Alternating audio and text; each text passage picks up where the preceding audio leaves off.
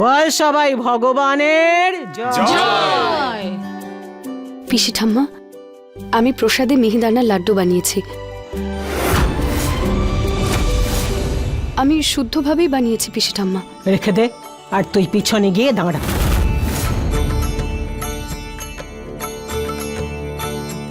আজকে ভগবানের ভজন আমি করব, যেরকম যেরকম আমি গাইবো, যা করব সবাই সেটাই করবি। একটা খুব ভালো ভজন গাওয়া চাই ভগবানের জন্যে। হ্যাঁ পিসিমা, তুমি যেমন বলবে। এই নে আরতি কর। বলো সবাই একসাথে ভগবানের জয়।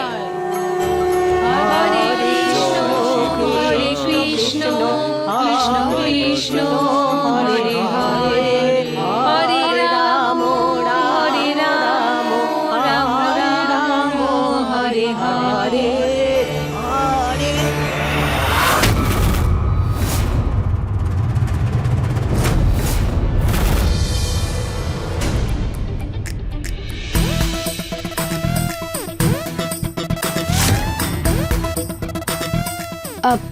সবার কি হলো হঠাৎ? এইভাবে নাচছে কেন সবাই?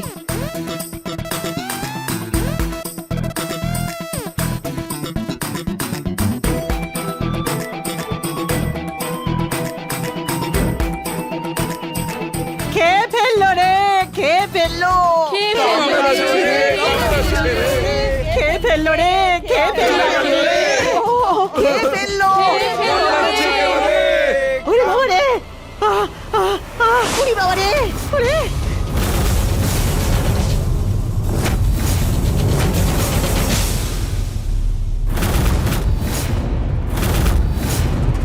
পিসিমণির ওড়নাতে তো পিঁপড়ে রয়েছে।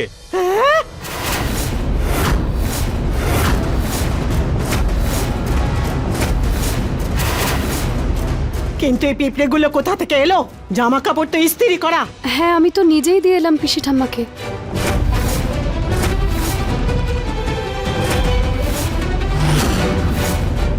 আমার কাপড়ের মধ্যে মিষ্টি কি করে এলো?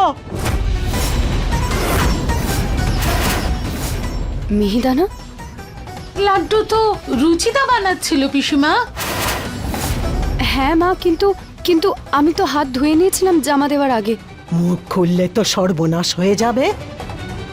তাহলে মিষ্টির কি হাত পা হয়েছে যে হেঁটে হেঁটে আমার কাপড়ে চলে এলো?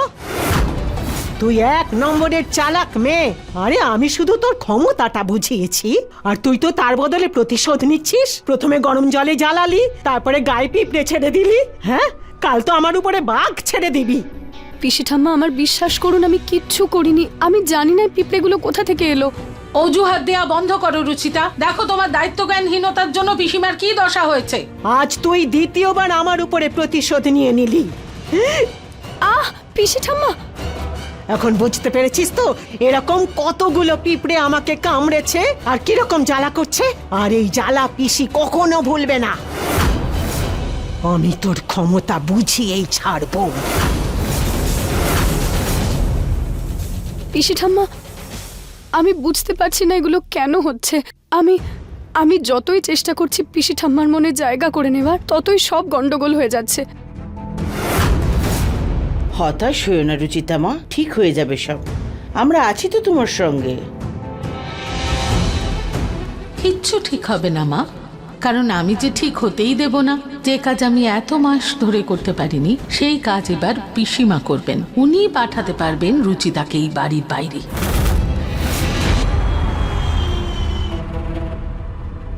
তুই এক নম্বরের চালাক মেয়ে। আরে আমি শুধু তোর ক্ষমতাটা বুঝিয়েছি, আর তুই তো তার বদলে প্রতিশোধ নিচ্ছিস। এরকম কতগুলো পিঁপড়ে আমাকে কামড়েছে আর কিরকম জ্বালা করছে, আর এই জ্বালা পিসি কখনো ভুলবে না।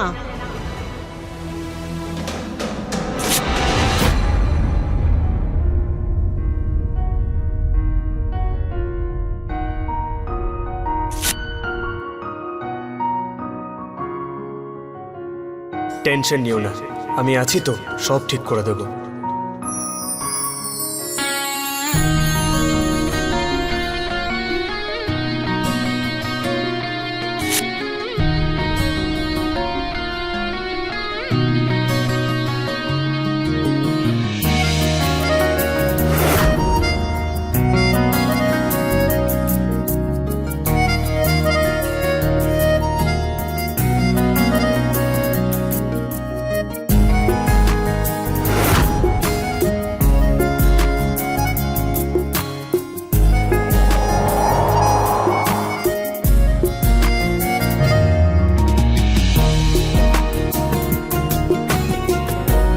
জানি আমি। Thank you.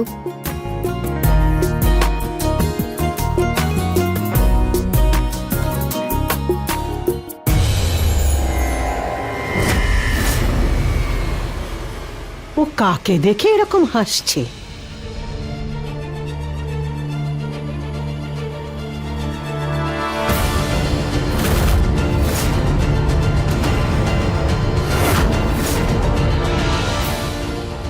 নরেশকে আমাকে প্রতিজ্ঞার কথা মনে করিয়ে দেওয়ার সময় এসেছে।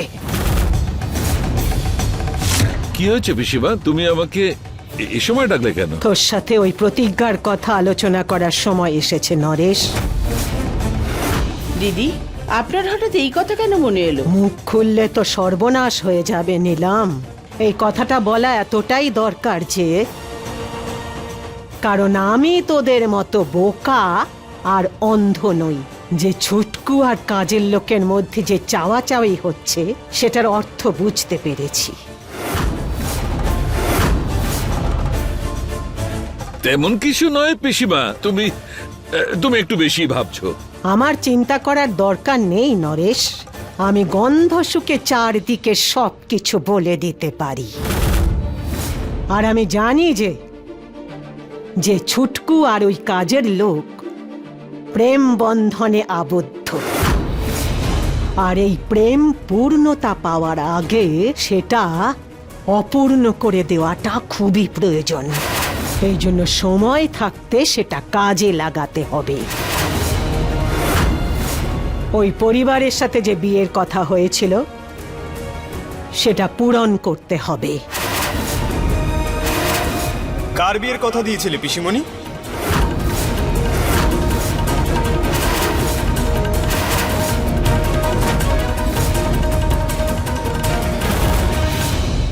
বলো না বাবা।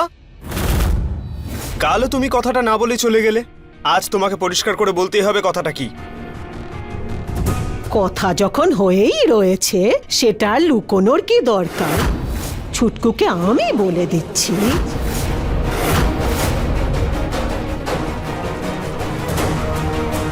ছুটকু আমার সোনা, আমার সোনার টুকরো ছেলে। তুই বড় হয়ে গেছিস আর সমস্ত দায়িত্ব নিতেও শিখে গেছিস। একটা খুব ভালো মেয়ে তোর জন্য পছন্দ করেছি। ওর সাথে তোর বিয়ের কথা তুলতে হবে।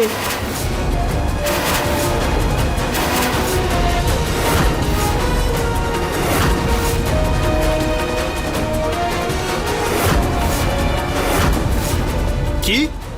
আমার বিয়ে? আর তুমি মেয়েও দেখে নিয়েছো? হ্যাঁ, এতে তুই অবাক হচ্ছিস কেন? বিয়ে করবি না তুই?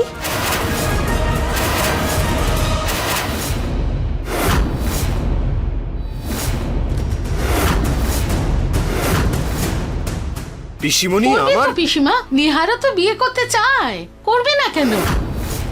ওর এখন বয়সই বা কত, সেই জন্য আমরা বেশি ভাবিনি পিসিমা।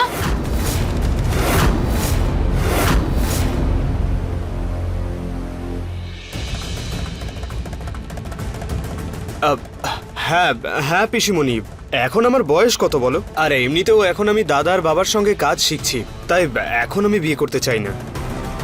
আরে বাবা, কাজকর্ম তো সারা জীবন করতে পারবি। মেয়েটা খুব বুদ্ধিমতী, তোর কাজে একেবারে বাধা দেবে না। আর আমি তো তোর বিয়ের সম্বন্ধে ওই পরিবারে কথা দিয়েছি। আর তুই কি চাস সকলের সামনে তোর পিসির নাক কাটা যাক? আরে না পিসিমণি, এরকমটা চাই না আমি, কিন্তু এখন আমার বিয়ে করার একটু ইচ্ছে নেই। দাঁড়া।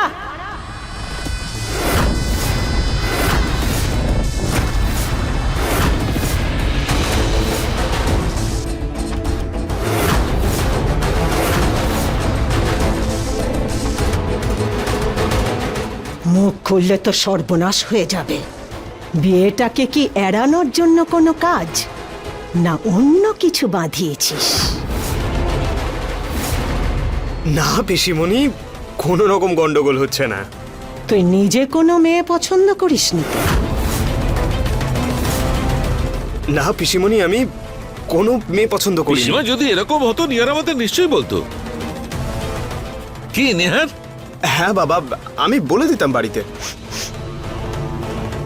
মুখ খুললে তো সর্বনাশ হয়ে যাবে।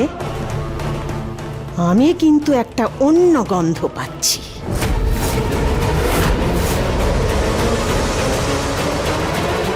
মাথায় হাত দিয়ে প্রতিজ্ঞা কর আর বল তোর জীবনে অন্য কোনো মেয়ে নেই।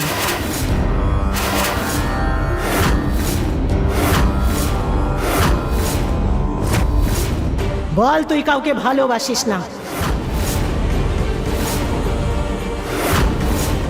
হে ভগবান, নিহারবাবু তো পিসি ঠাম্মার মিথ্যে দিব্যি দেবেন না, আর উনি যদি সত্যি বলে দেন তাহলে পিসি ঠাম্মা রেগে যাবেন। কি করি কিছুই বুঝতে পারছি না। পিসিমণিকে এভাবে মিথ্যে কথা বলতে পারবো না আমি। আমার সত্যিটা ওনাকে বলতেই হবে।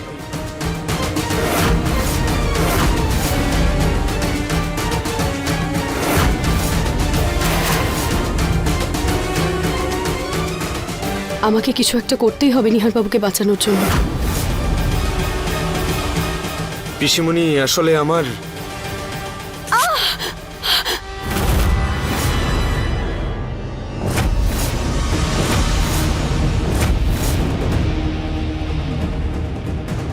রুচিতা! রুচিতা, তোমার হাতে এভাবে আঘাত কি করে লাগলো? আসলে আমি ঘর পরিষ্কার করছিলাম, তাই ভুল করে ব্যথা লেগে গেছে।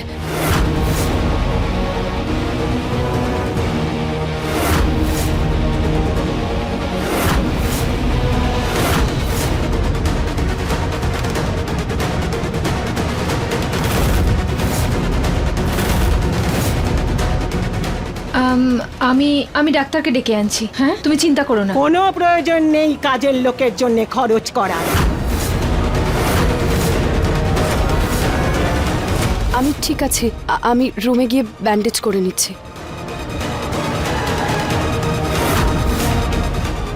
আমার একটা ইম্পর্টেন্ট কল আছে, আমি ওটা অ্যাটেন্ড করে আসছি। মুখ খুললে তো সর্বনাশ হয়ে যাবে। এই মেয়েটা সত্যি সত্যি হাত কেটে গেছে না ইচ্ছে করে অভিনয় করলো?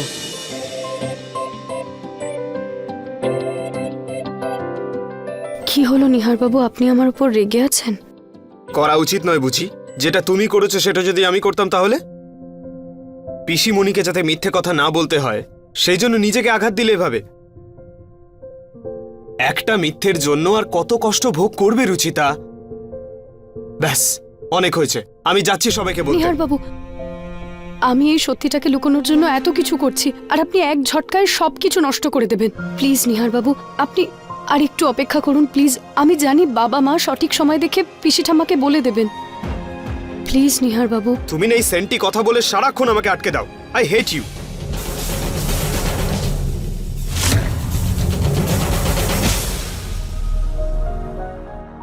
Love you.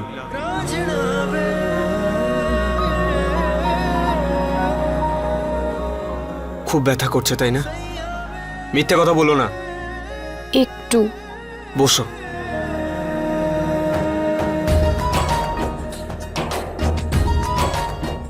আহ,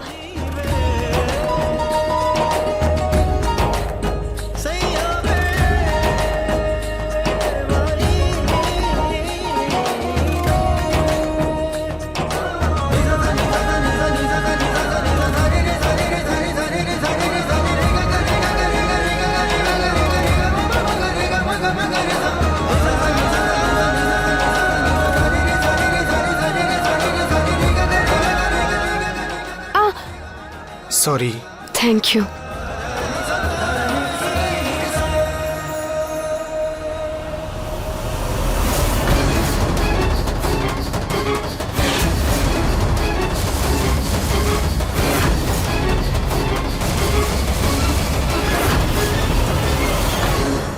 ছোটকু,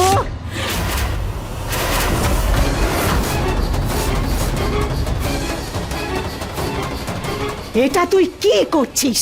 যে একটা কাজের লোকের হাতে তুই কাপড় বেঁধে দিচ্ছিস, ও নিজে বাঁধতে পারে না? আসলে পিসিমণি ও এক হাতে মারতে পারছিল না তো, সেই জন্য ওকে সাহায্য করছিলাম ব্যাস। তুই ঋতুকে বলতে পারতিস। তুই চলে যা নিজের ঘরে যা।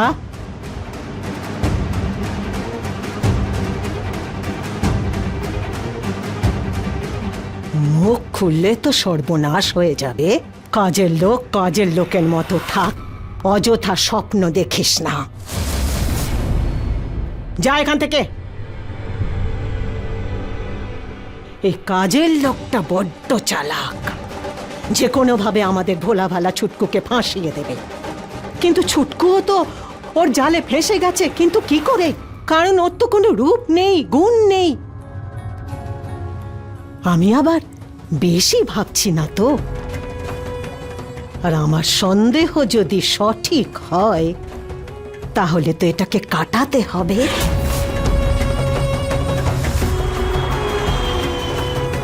এই আমগুলো শুকিয়ে রাখ, আচার বানাতে হবে। আচ্ছা পিসি ঠাম্মা। আর এগুলো কিন্তু খোলা অবস্থায় রাখবি না, ধুলো লাগলে ভালো আচার তৈরি হয় না। ওপরের ঘরের জানলার সামনে রাখবে, ওখানে ভালো রোদ আসে। ঠিক আছে।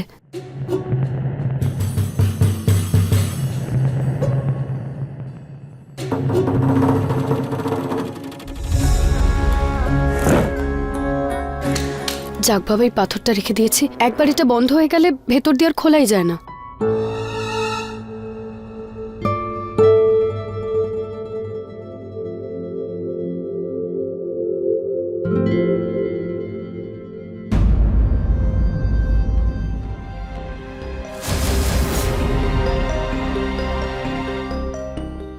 রুচিতা আর নিহারের মধ্যে যে সম্পর্ক পেকে উঠেছে, তা কতটা এগিয়েছে সেটা আমাকে জানতে হবে।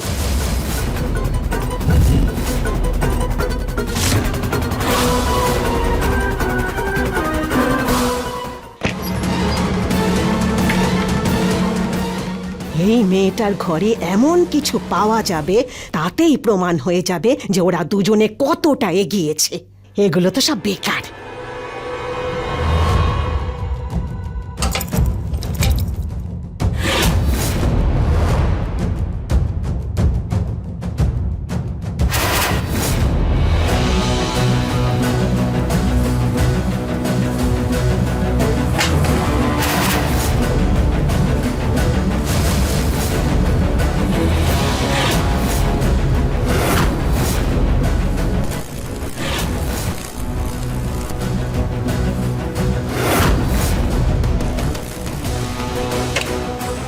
হ্যাঁ দেখো, আলোটাও চলে গেল। কি করব? হ্যাঁ, এই দুজনকে জানতে গেলে আমাকে দ্বিতীয় কোনো উপায় বার করতে হবে। এগুলো ভালো করে শুকোতে দিয়ে সবার জন্য চা করে নিয়ে যায়। রুচিতা এখনো চা নিয়ে এলো না? বাবা, আপনার চা। আর রুচিতা কোথায় আছে আমি ঠিক জানি না, কারণ এতক্ষণ আমিও ওকে দেখিনি কোথাও। হ্যাঁ, অনেকক্ষণ হয়ে গেছে, আমিও দেখিনি। কোথাও যায়নি, এখানেই কোথাও আছে হয়তো। আমি দেখে আসছি। মুখ খুললে তো সর্বনাশ হয়ে যাবে। কাজের লোক চলে গেছে, কোনো সোনার ডিম পাড়া মুরগি চলে যায়নি যে এরকম ব্যস্ত হয়ে পড়েছিস। আরে গেছে কোথাও, হয়তো কারোর সাথে হয়তো গল্প সল্প করছে। তোরা সকলে ওর উপরে এত নির্ভর হয়ে পড়েছিস যেন সবার প্রাণটাই চলে যাচ্ছে। ব্যাপারটা নির্ভর হওয়ার নয়, প্রবলেমটা হলো ওকে হঠাৎ করে পাওয়া যাচ্ছে না।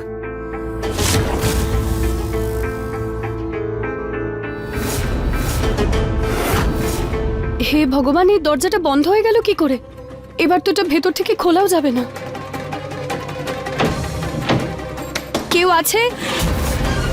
কাজের লোক এইরকমই অকৃতজ্ঞ হয়। যেখানে বেশি টাকা পেয়েছে সেখানে চলে গেছে, তাই চলে গেছে। ও এরকম নয় পিসিমণি, আমি ওর রুমে গিয়ে দেখে আসছি। হ্যাঁ, আমিও ওকে গার্ডেনে খুঁজে আসছি। আমিও দেখে আসছি। দাঁড়াও সবাই।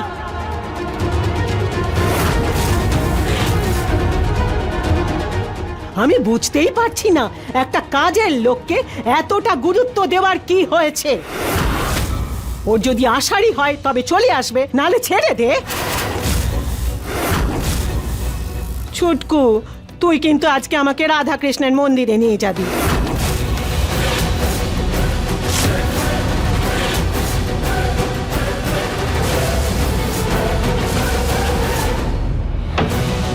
নিহার বাবু, দিদা, মা। হে ভগবান, আমার কাছে তো ফোনটাও নেই যে কাউকে ফোন করে ডাকবো। কি করি?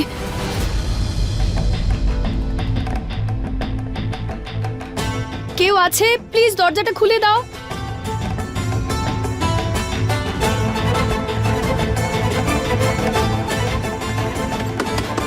প্লিজ কেউ দরজাটা খুলে দাও। এত কি ভাবছিস ছুটকু? ওই কাজের লোকটা তোর পিসির থেকে তোর কাছে বড় হলো? আরে চল না তাড়াতাড়ি, না হলে মন্দিরের দরজা বন্ধ হয়ে যাবে। হ্যাঁ, চল চল।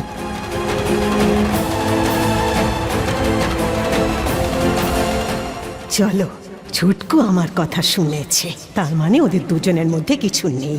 আমি শুধু শুধু ভাবছিলাম। রুচিতা, কোথায় তুমি? আমার এমন অদ্ভুত কেন লাগছে?